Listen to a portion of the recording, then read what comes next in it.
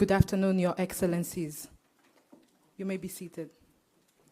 Your Excellency President William Ruto, tunakukaribisha sana Rwanda. As we say in Kinyarwanda, murakaza neza. Your Excellencies, we will proceed right away with the signing of agreements.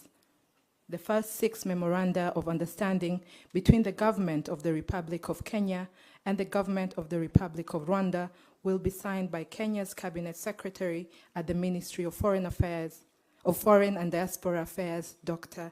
Alfred Mutua, and Rwanda's Minister of Foreign Affairs and International Cooperation, Dr. Vincent Biruta. The first agreement is on correctional services.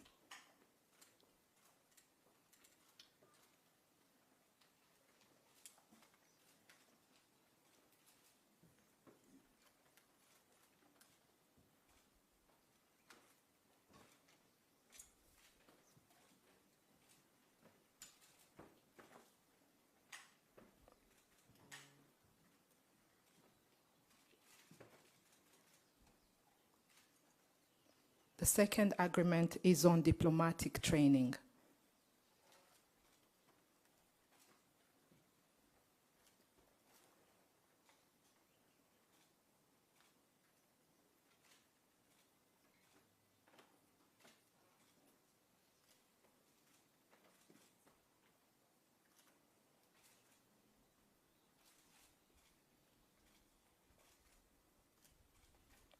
The third agreement is on information and communications technology, ICT.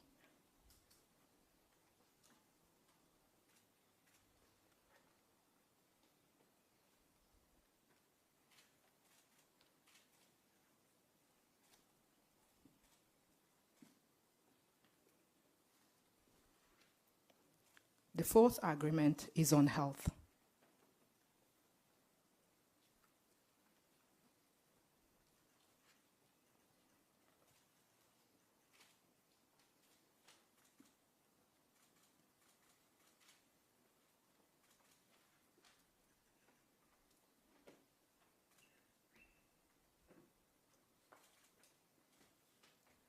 The fifth agreement is on youth.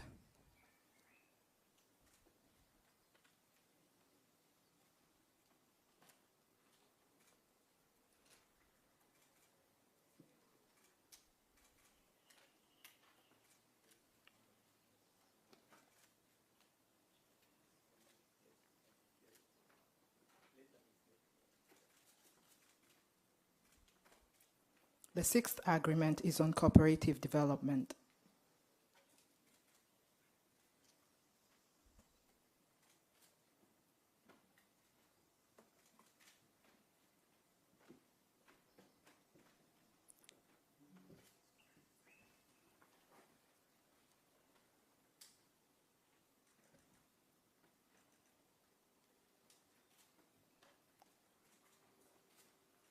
Asanteni sana. May we have a handshake, please?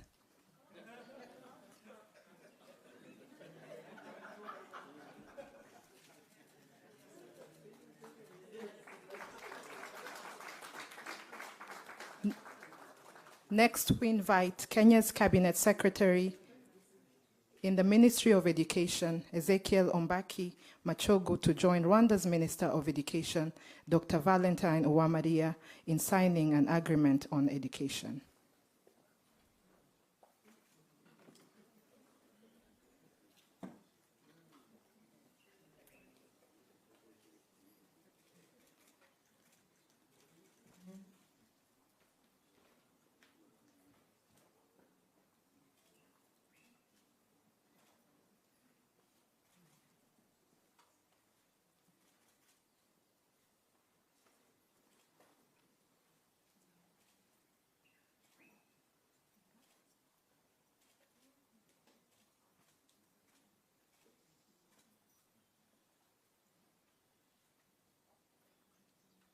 Thank you very much.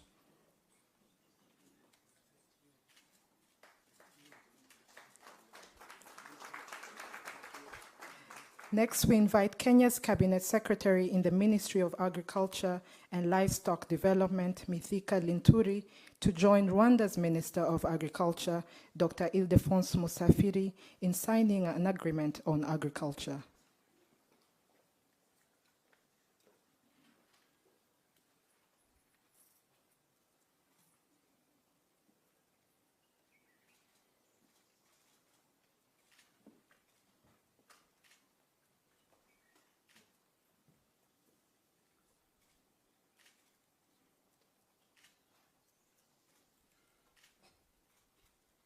Thank you very much.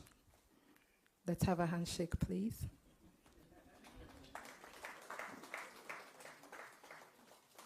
And finally, the agreement on gender will be signed by Kenya's Cabinet Secretary in the Ministry of Public Service, Gender and Affirmative Action, Aisha Jumwa Katana, and Rwanda's Minister of Gender, Jeannette Bayisenge.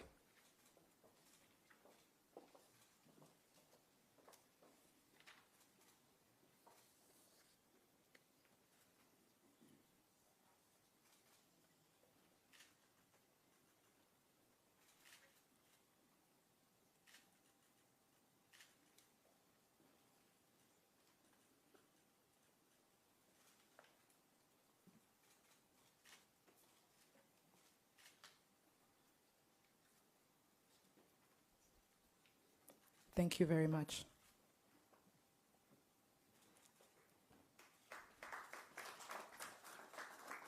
This marks the end of the signing ceremony. Your Excellencies, we welcome you to address members of the media before we proceed to take questions from them. President Kagame, may I invite you to deliver your remarks.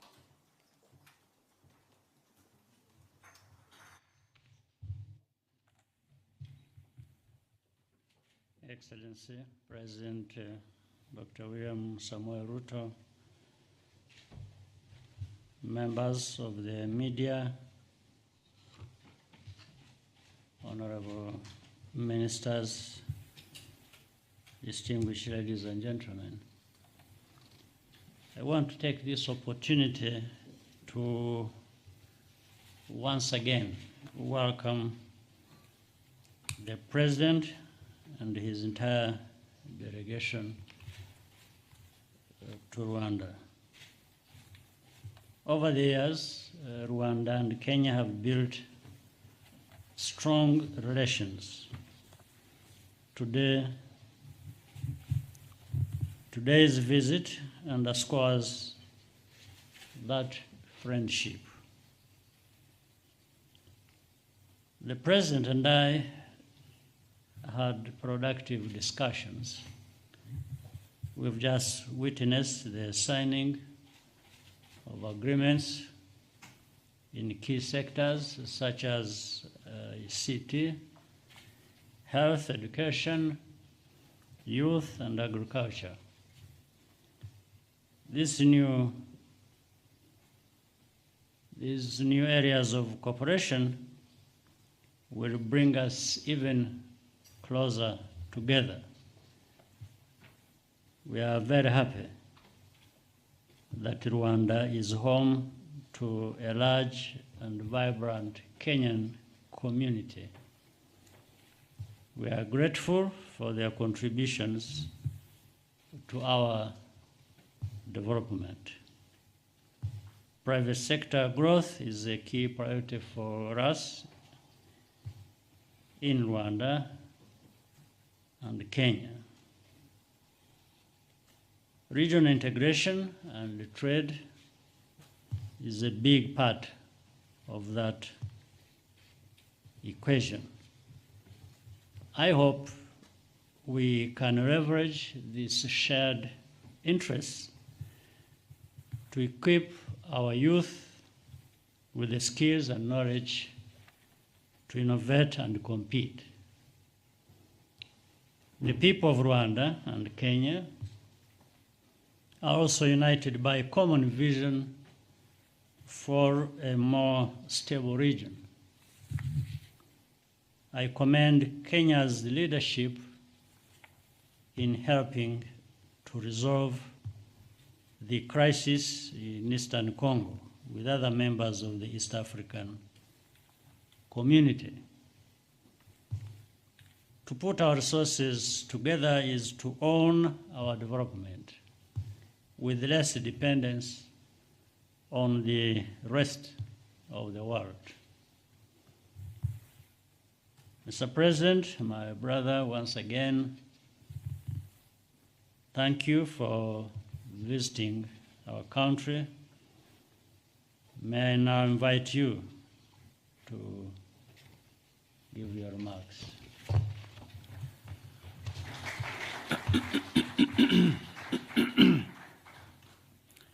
Good afternoon, everybody. First, let me take this opportunity to thank my dear brother, the President of Rwanda, President Paul Kagame, for his invitation for me to visit Rwanda and for being a gracious and generous host. My delegation and I, Your Excellency, have experienced wonderful hospitality of the people of Rwanda, and I want to appreciate on behalf of my delegation the warm reception extended to me and to members of my delegation. The President and I have engaged in very fruitful, extensive consultations and deliberations on matters that are important not just for our two countries, but for our region and for our good, to the people of Rwanda, and through you, Mr. President, to the people of Rwanda for the hospitality that has been extended to the big 10,000 strong plus Kenyan community in Rwanda. We don't take that for granted. We sincerely thank you for that great hospitality. Let me also appreciate the MOUs and the documents that have been signed between our officials in the many areas of health, of ICT, education, and all the other sectors that will consolidate the relationship between our two countries, present to us new momentum, and create new impetus for the growing of our relations and expanding of our engagement between our two countries and as also members of the East African community. Your Excellency, just as Rwanda is a gateway for us into the Great Lakes region, we are also aware that Mumbai to benefit from the synergy created by our two economies. Let me also say, in our conversation, we have discussed the issues around how to enhance communication between our two countries. It is the case that both Kenya and Rwanda have already signed and ratified the One Area Network that will present to our people the opportunity for ease of communication that will make it that much more easy for business, for enterprise to thrive as people engage not just through travel, but through communication. And we are looking forward jointly as Kenya and Rwanda to the other members of the East African community joining us in building this network of communication that will make it easier for people, East Africans, to work together, trade together, do business together, and live together in one common area. Let me also state that I have extended my invitation to President Kagame to attend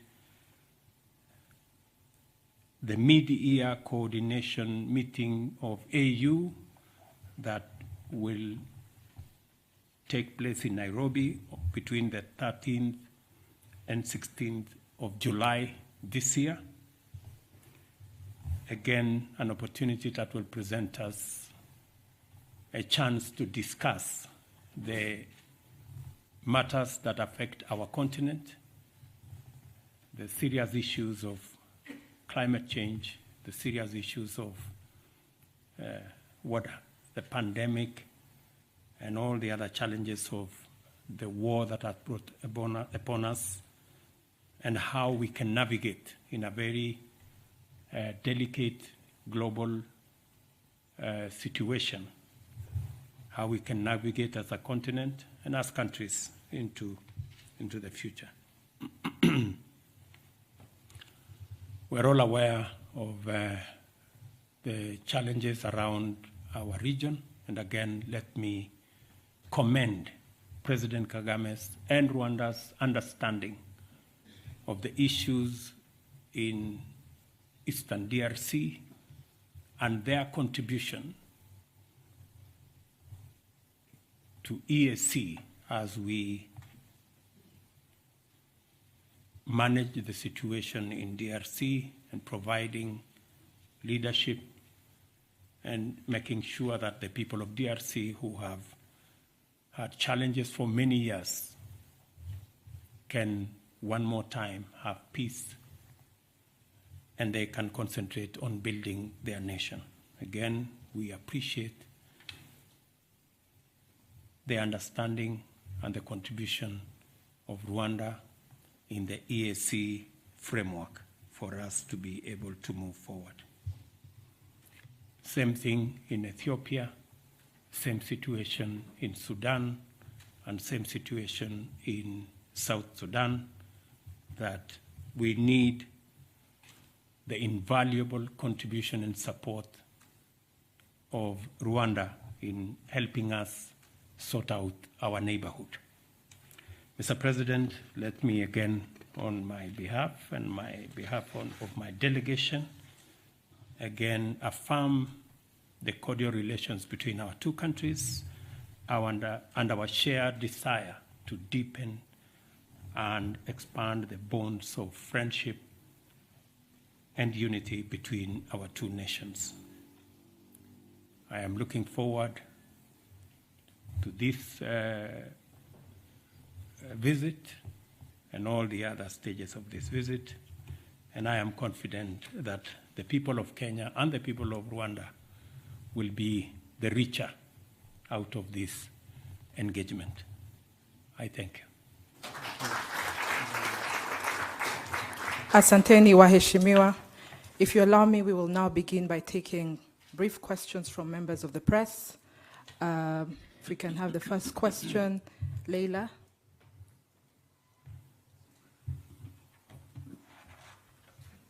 Your Excellencies, Hamjambo. My name is Leila Mohammed from NTV Kenya. You've spoken about signing of bilateral agreements in the areas of education, health, and the female and women agenda.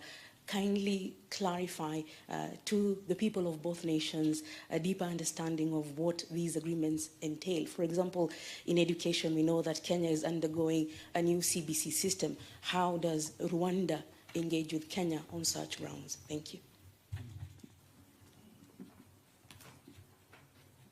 It is to both of us.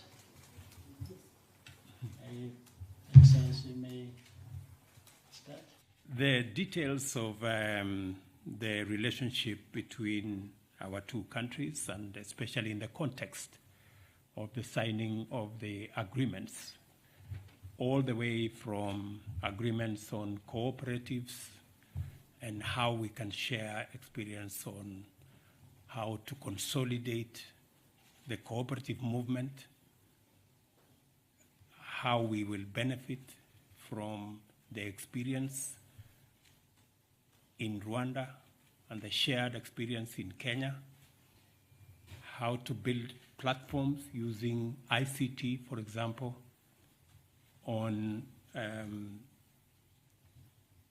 the evolution of credit management, like in the case of the Hustler Fund, which you are aware about, and how we can bring ICT into the middle of organizing our cooperative movement and also leveraging technology to access financing in the whole of that ecosystem. On matters education, we share a background, both as Kenya and Rwanda, and our reform of the education system that is underway in Kenya, that is now being spearheaded by the presidential party which I appointed, will share a lot of experience on many issues, including transition from primary school, junior secondary school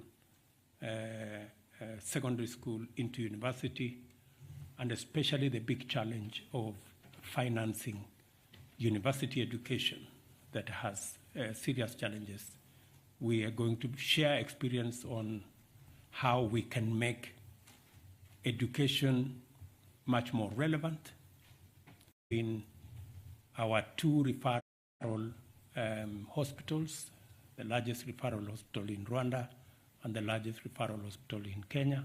Again, for us to share experience in that space and also to share facilities where necessary. You may want to know, for example, that Kenya benefited from support from Rwanda when I called His Excellency, and he was gracious enough to give us their ICT platform for VAT management. And as a result of that platform that Rwanda shared with Kenya, we have seen improvement in our VAT collection. It's in that context that we are signing some of these MOUs so that it becomes much more easy for us to share experience, share resources, and even share technology for the better management of our economies and our countries. Well, I just add to what the President has just well elaborated in terms of the MOUs under the JPC. It was just a framework. I think many of the things really speak for themselves. It's a framework that will help us identify which key areas of interest to both countries where we can cooperate and add value and continue. What the sectors mentioned are not the only ones.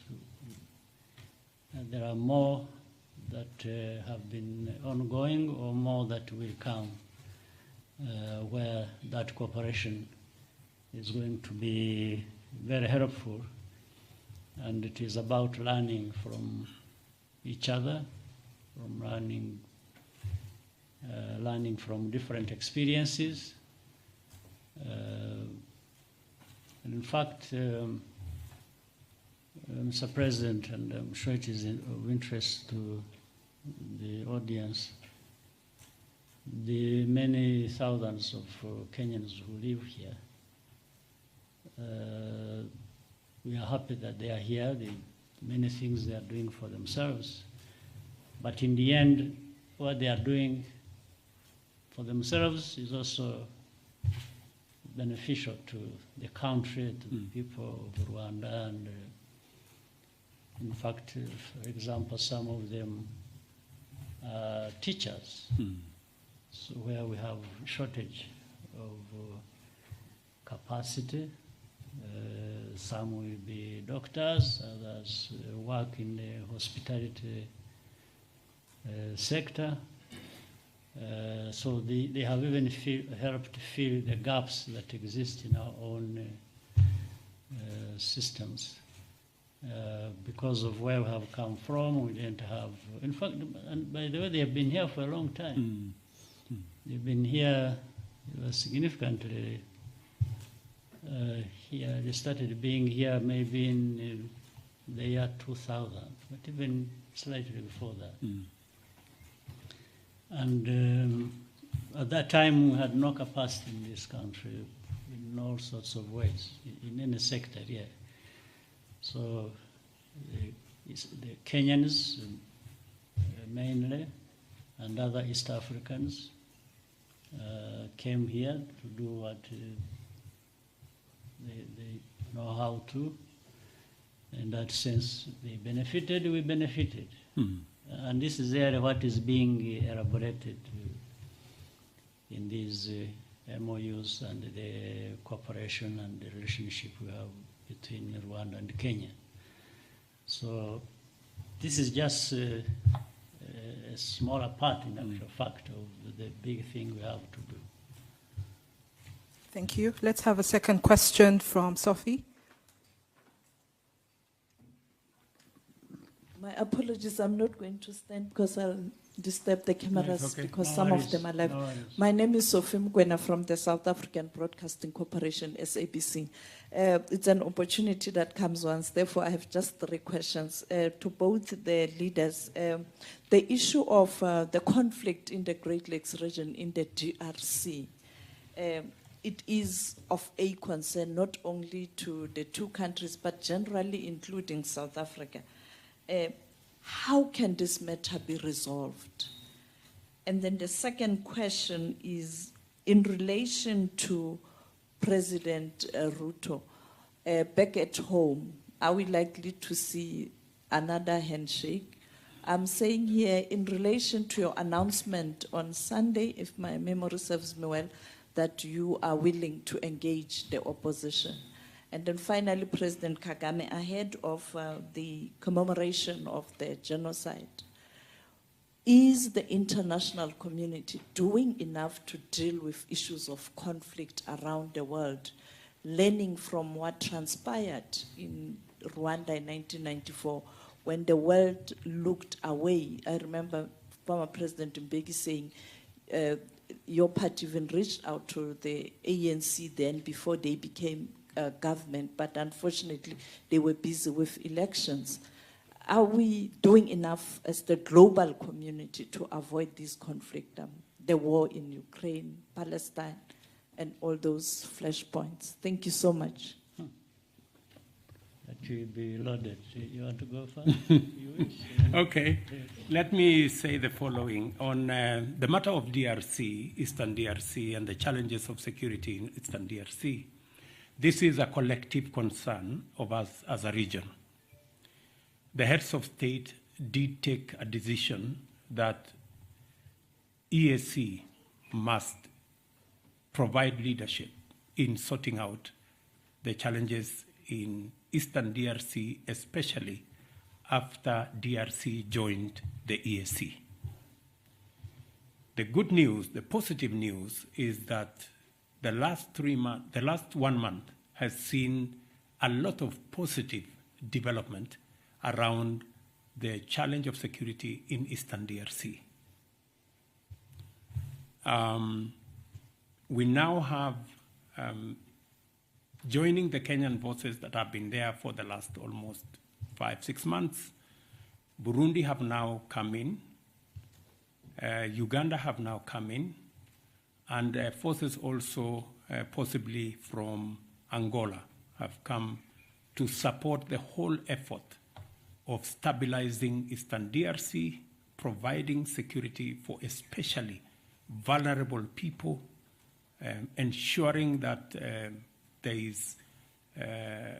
we manage the challenges of security that continue to lead to loss of life, gender-based violence, and many other issues around children who cannot go to school, and children that are displaced, and hundreds of thousands of people that live in camps.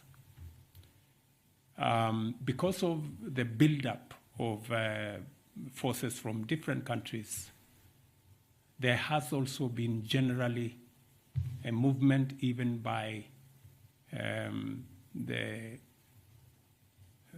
armed groups in Eastern DRC to respect the cessation of hostilities, to also abide by the cantonment areas. We've seen a lot of movement in that direction. So we are confident that with this greater understanding and coming together, and I want to thank the heads of state of EAC for providing leadership in this area, and we are working together to see to it that we stabilize Eastern DRC so that Congo can have peaceful elections and they can continue to enjoy their country. On the issues of Kenya, thank you very much for asking. We believe we are a democratic nation. In fact, possibly the largest democracy in our region. And we value, and we, thank you very much, Mr. President. I think he realized I was struggling.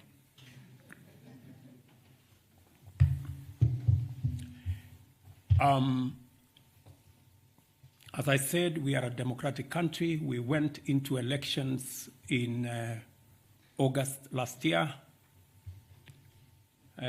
Highly competitive election, very peaceful election, the best acclaimed outcome ever, an election that dealt a big blow to ethnicity, that election was devoid of any ethnic propaganda or any ethnic persuasions. Kenyans voted, and the outcome of that election was acclaimed by all the people who went through that journey with us, including observers, both domestic and also foreign.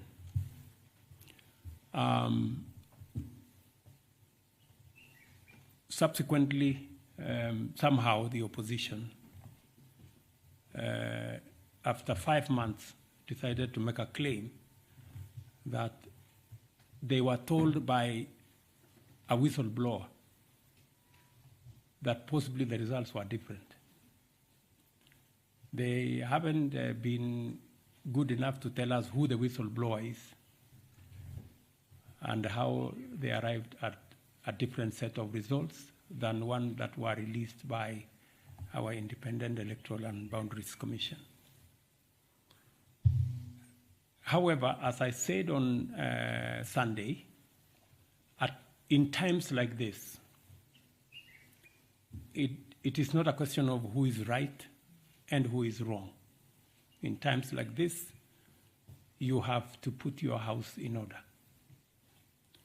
And as president, I owe it to the people of Kenya to provide leadership. And on Sunday, I did ask the opposition to reconsider the demonstrations that they had undertaken, because protests and demonstrations are provided for in our constitution, but the protests and demonstrations were acquiring an ugly, violent turn that was destroying property, putting a lot of lives into risk, causing a lot of unnecessary chaos, and it was time for them to reconsider those demonstrations. I did offer them that whatever issues that they had, there was democratic constitutional legal channels of raising those issues using the platform of Parliament in a bipartisan manner.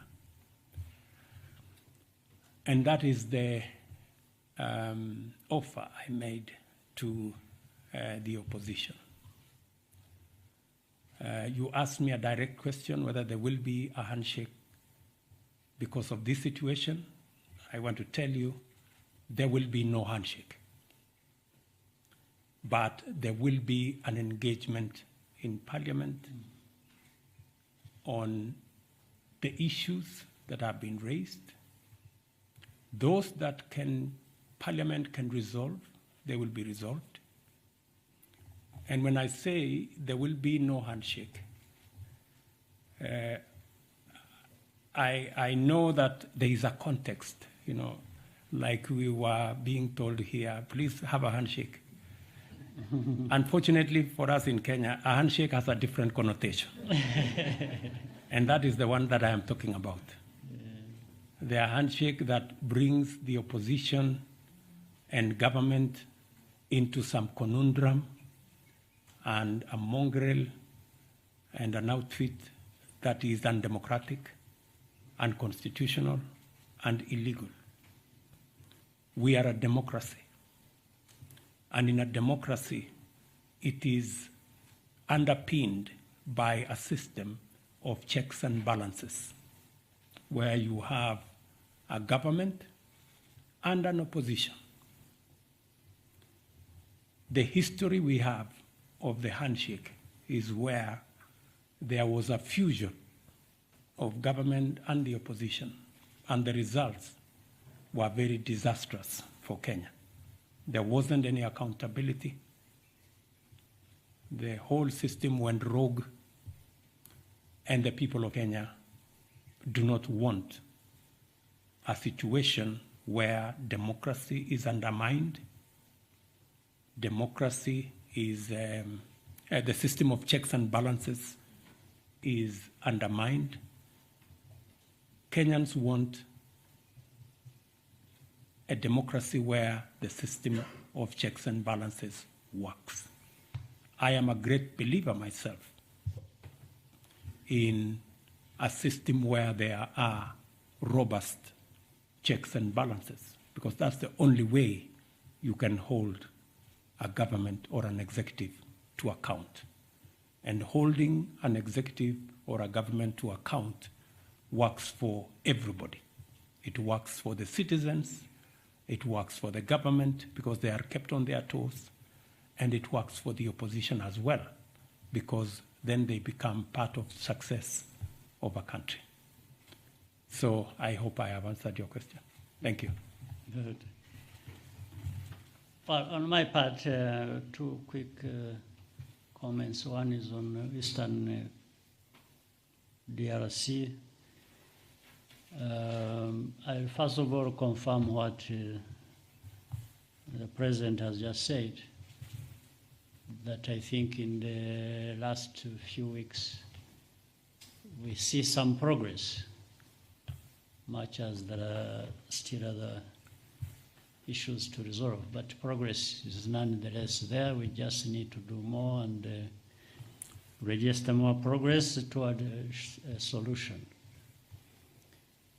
But the history of Western DRC is something we can't go into, or problems here sufficiently. It will take a long time, but problems have been there back and forth. And something related to what the President said also is, maybe for many years people have concentrated on trying to apportion blame to all parties and who is right, who is wrong, and it has gone on forever. So that means there's something wrong with that approach to dealing with the issues. I think the best way to deal with such issues is study, understand, and deal with the root causes of any of that problem or any other problem anywhere. If you don't look at the root causes, then you tend to give a partial solution, and then problems come back every other time. So, and this is linked to what you also mentioned, referring to the international community and what they do, whether there are any lessons learned. I want to, first of all, assure you there is very little learning in our world, in the world we live in. And that's why you find crises happening everywhere after crisis. If we learned lessons and applied the lessons, I think we would have less problems. Like in our case, the Eastern Congo problem has been there, has been related to problems we had here in Rwanda in some way. Then other things are specific to Congo. So then there is a mixture of Rwandan problems, Congolese problems, and when they mix up and you don't approach it correctly, you tend to have a permanent situation like this. So, but with the involvement of the East African community, the countries so far involved, I think putting heads together, the leaders of the East African community, and by the way, also because these are people near to the problem or linked to the problem one or the other. It goes into what is so often talked about, African solutions. I think well applied, truly these would provide solutions, because there is a direct stake into that, and people are close to the causes or to the problem itself. So I have hope that we can find a solution, and maybe the outside world, all we need to ask is to support what the African leaders are doing and countries are contributing to, instead of getting into the mix themselves with what they think should be the solutions. It's better to support the solutions or the proposed solutions by African leaders.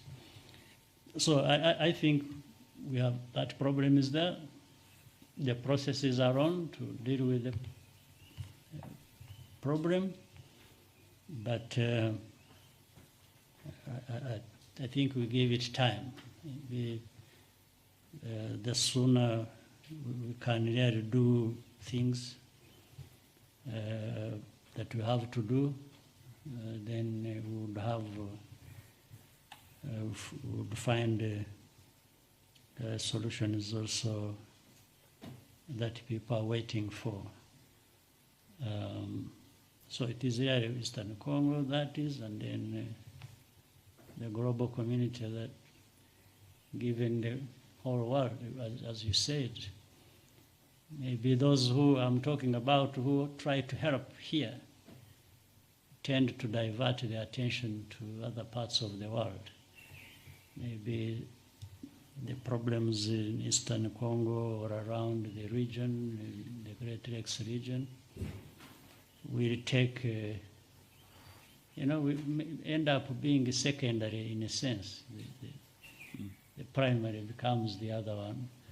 But we have to be aware of that. We shouldn't be disheartened by that.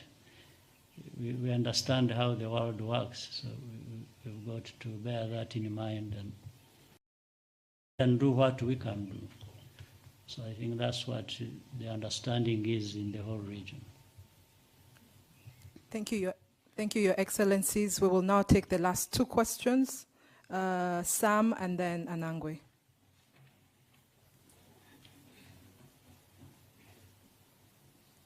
Who is Sam?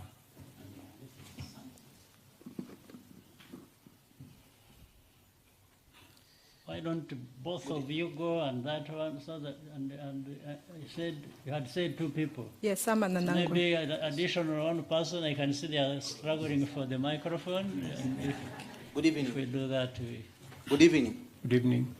My name is Jamal Hashim from Azam TV, Tanzania. I would like to speak in Kiswahili language. I know, President, you understand Kiswahili. Jumuiya ya Afrika Mashariki ni jumuiya yenye kuleta matumaini kwa nchi wanachama na watu wake.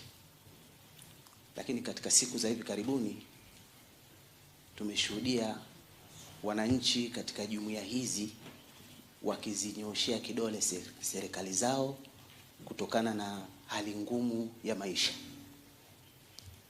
Mkiwa kama viongozi wakuu wa jumuiya wa nchi wanachama wa jumuiya hizi Afrika Mashariki, mnadhani mnaleta matumaini gani kwa wananchi ili kurejesha walau furaha kutokana na hali ngumu ya maisha ambayo wamekuwa wakinyoshea kidole serikali zetu za jumuiya? I think wait for. I think we can answer all of them. Let them ask all of them, then we answer one go. okay, maybe it's better that way actually. That's Right. Thank you, Your Excellencies. My name is Samuel Senono from UBC TV in Uganda.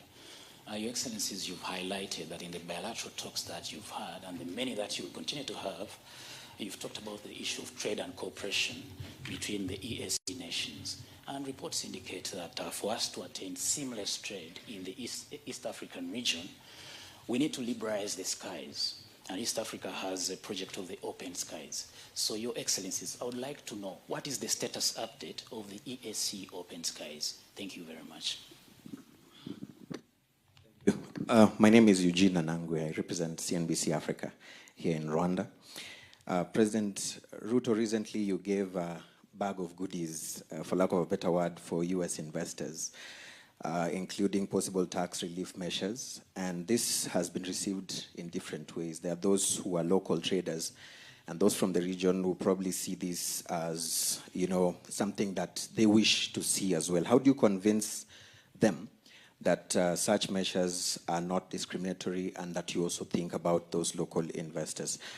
To both of you, President Paul Kagame and President Ruto, we are experiencing tectonic geopolitical shifts. And we've also heard of Japan, moving or committing to buying Russian oil above price caps. Most of people are breaking away from traditional US currency. I would like to understand where Africa, where Rwanda, where Kenya is in terms of their capacity on this table.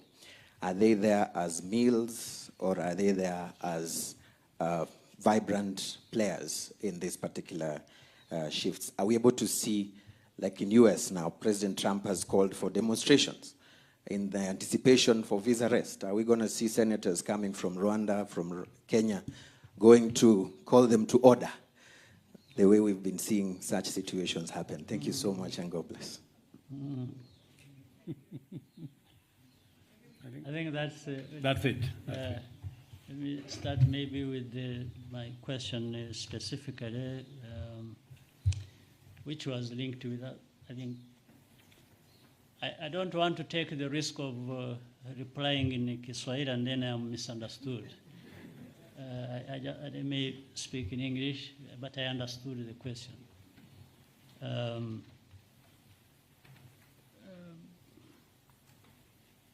Leaders grapple with all kinds of problems. I'm referring to the first question you raised. And it goes on for a long time. Problems, old ones, new ones. The leaders are there to work with the people of any country to try and overcome these challenges that affect them. So problems we have today in whatever country you want to talk about, and the challenges that leaders have to address are everywhere. You don't find a country without any problems. That is for sure. The countries, different countries have different challenges, problems, but they also have different capacities to deal with those challenges.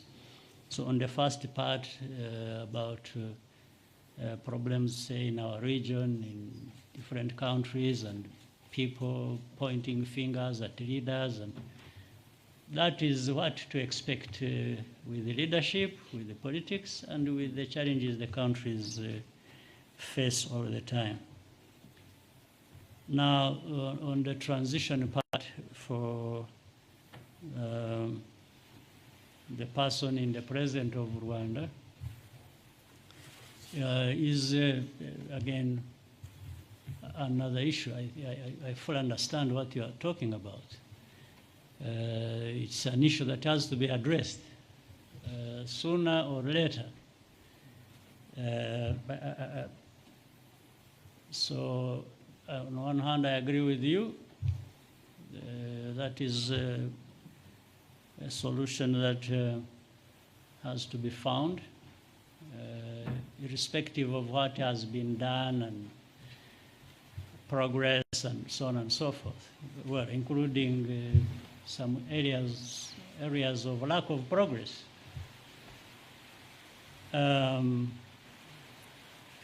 But maybe you heard my speech. Is it the other night? Is it last night? Or the night before the one of us? I had an opportunity to address this question directed to my party, which over the weekend we had many things to do, including we had a Congress that brought together over 2,000 cadres of the party I lead, which leads the country as well. Some of those things were discussed. And the one you put the question to myself, I had the opportunity to discuss it with my members of the party, that it is an inevitability that we have to find, first of all, grow leaders, and not for me to decide who is going to be the next leader after me. I think that also is not necessarily correct, but to create an environment, circumstances that will give rise to people who can lead, irrespective of whether I like them or not. Because I think you brought it up referring to democracy. You're talking about governance. You're talking about good governance. In good governance, I don't think you want everyone exiting to be the one to decide who comes after them. So let's put that aside. But the situation is being looked at, has been looked at, in fact, since 2010. We had this discussion within our party, within our country. But the circumstances also in Rwanda, and the history and the challenges tend to dictate certain things that may not be very common with other situations. But even other situations have differences of things they have to deal with. They don't necessarily deal with, in one country, one thing, like another country does it, and so on and so forth. But while that problem is, especially in our case, is particularly a bit complicated and has created these, given rise to these questions, it's also not very difficult to understand. It's not something that is invented by anybody or that has to come from anybody else other than we ourselves having to ask this question. Because at the end of the day, we are the stakeholders, and we aren't doing it for anybody else or to please anybody else or to do that. It's to manage our own affairs and deal with our challenges the best way we can. But the point you made, I will say, is not the first time. It's not the first time it has come up. Maybe it's not even going to be the last time. But life has to go on. So we have to live our lives and deal with these challenges. So I'm sure one day I may join journalism in my old age. So, and then we can talk about that past that involved me. I'm looking forward to that. So maybe, President, I let you go and we can keep. Okay. Yeah. There was a question about the progress of the EAC Open Skies project. Yes, yes. This one is also another thing that is going to happen if we really talk about integration and mean it. We can only say it has delayed, but it will come. And we better bring it about the proper way. I mean, there are things that need to be done within the region, people to discuss how best to do it, when to start. Do we start all of us, so we can start 2, then 3, maybe start 4, and others join? And these are things that people discuss and find a solution. So open skies, I think, are essential. And in fact, most of them, of these issues, like the President earlier said, had something to say about one area, network of communication, which has applied between mainly between Kenya and Rwanda. It was meant for the whole of East Africa. But instead of waiting for all of us to do it at once and maybe never take off at all, we said those who are ready can move on and the others will follow, especially when they have seen the benefits.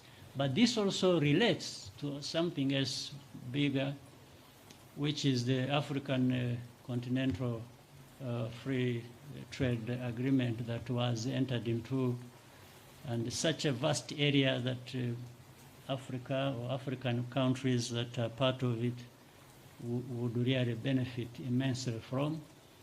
Opening up the skies, integrating communication lines, and serve very well within that framework, something that is so precious to our continent.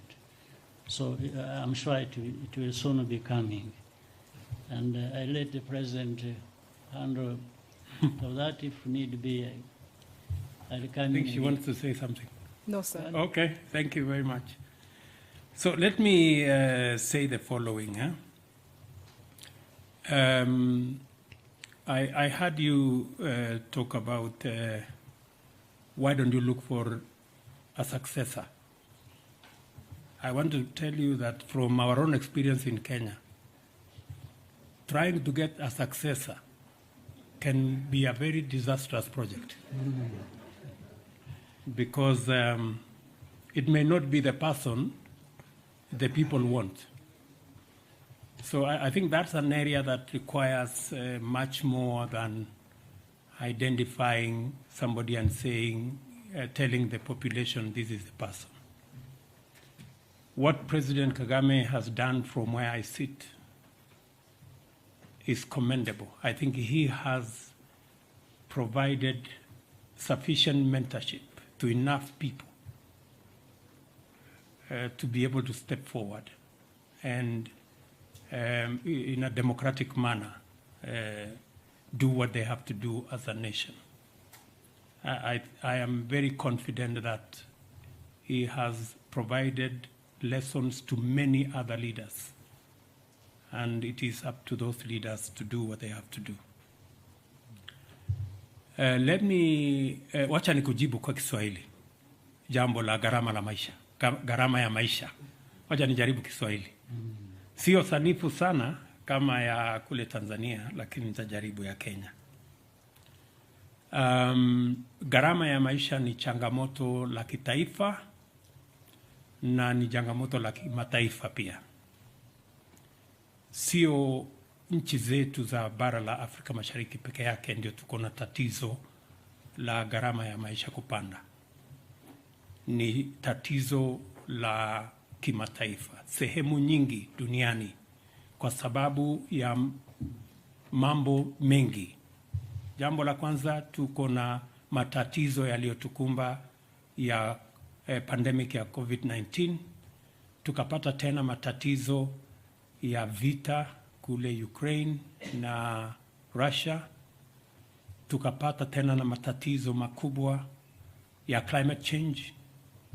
Kwa mfano Kenya mwaka uliopita, magala yetu tulikosa karibu magunia milioni 10, karibu magunia milioni 10 ya chakula hayakupatikana kwa sababu ya mvua ambayo haikutosha. Na ni lazima tufikirie mbinu kama serikali, ni vipi tutashughulikia tatizo hili tukiwa na changamoto za climate change, kukosekana kwa mvua, kuchelewa kwa mvua na mambo kama haya, na vile vile kukosekana kwa mbolea ambazo tunatumia, na ni vile tutashirikiana kuondoa kwa mfano yale matatizo tuko nayo ya mipaka, vizuizi katika mipaka yetu ambayo yanazuia chakula kutoka Rwanda kwenda Kenya, kutoka Tanzania kwenda Uganda na changamoto kama hizo. Na ndio sababu tuwe na maelewano kama yale tumeelewana hapa Rwanda ya uhusiano kati ya mataifa zetu, ndio tuweze kusaidiana pale panapotokea changamoto kama ile ya matatizo ya njaa. Kawaida, kwa sababu sisi ni nchi za demokrasia, kuna watu ambao wanachukua changamoto kama hizo na kuzibadilisha zikawa ni mambo ya siasa. Kama nafikiri umekuwa ufuatilia huko Kenya, kuna watu siku hizi wanavaa kofia juu ya kichwa, wanavaa sufuria.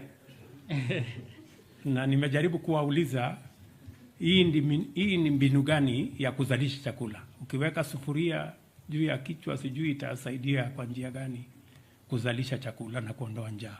Lakini ndio hali, vile wewe mwenyewe ulivyosema, ndio hali ya mambo.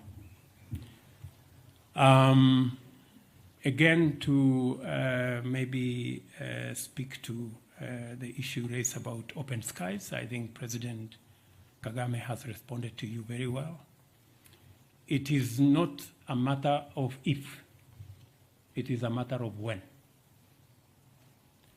We will have the reality of connecting our airlines and possibly even having one regional airline that will connect our capitals, our nations, and to be able to provide easy movement of people, ideas, goods, services. That's really where we are heading, especially, as President said, in the context of Africa Continental Free Trade Area. That is where we are all going. The challenge we have in our region and in our continent is that of connectivity. We've made the first step to improve connectivity in communication. That's why we have one area network with Rwanda. It is our belief that the other East African countries will come along as a building block towards reaching even where we are thinking on how we can bring our space into one area, have a regional airline. I think there are already consultations between Kenya Airways and South African Airways. There is possibility of consultations with Uganda Airlines, and I'm sure further down the road with all the other airlines in our region, so that we can make the skies of our countries one area and be able to move our people and services faster and much more frequently. On the subject, my good friend said about, Mr. Anangwe, you said something about what? Sure. Okay, yes. Yeah, the incentive of U.S. investors. In any case, the incentive I announced last week are not just for American investors. And I said it very clearly when I announced those incentives. They are for business, whether they are Kenyan, whether they are from Rwanda, whether they are from East Africa, or they are from the US or indeed any other part of the globe. We are continuously raising the bar on investment in our region to be able to make sure that we attract investment into our region. It is the reality that our own taxes can take us so far. Foreign direct investment becomes another avenue of attracting resources so that we can grow opportunities, we can grow our economies, we can grow jobs for our young people. Apart from what we are doing nationally, using our own taxes, apart from what we can do with money that we can access from multilateral agencies, there is huge opportunity if we can also attract foreign direct investment. It is an avenue for growth of the economy, for growth of job opportunities, business opportunities, entrepreneurship, and it all works together. Not for the American firms, not for the European firms comes to invest in our region. It is the benefits we get with the jobs, with the investment opportunities, with the services, with goods that are manufactured in these areas. And for your information, many of the goods that will be produced by some of these investments are goods that will also earn us foreign exchange when they are exported to different destinations globally. So we have many companies in Kenya, for example, One Health Revital in Kilifi that exports to 28 countries in the world. And it is an investment from an American company combined with a Kenyan company and a collaboration with other entities. So these investments must be understood in that context. I know narratives are always created around these investments politically, but this is the background that I have shared with you. Thank you, sir. I think we've come to the end of the program today. Asanteni sana kwa kuwa nasi leo hii, President William Ruto. We wish you and your delegation a beautiful stay in Rwanda. Thank you. May we stand and see off the presidents.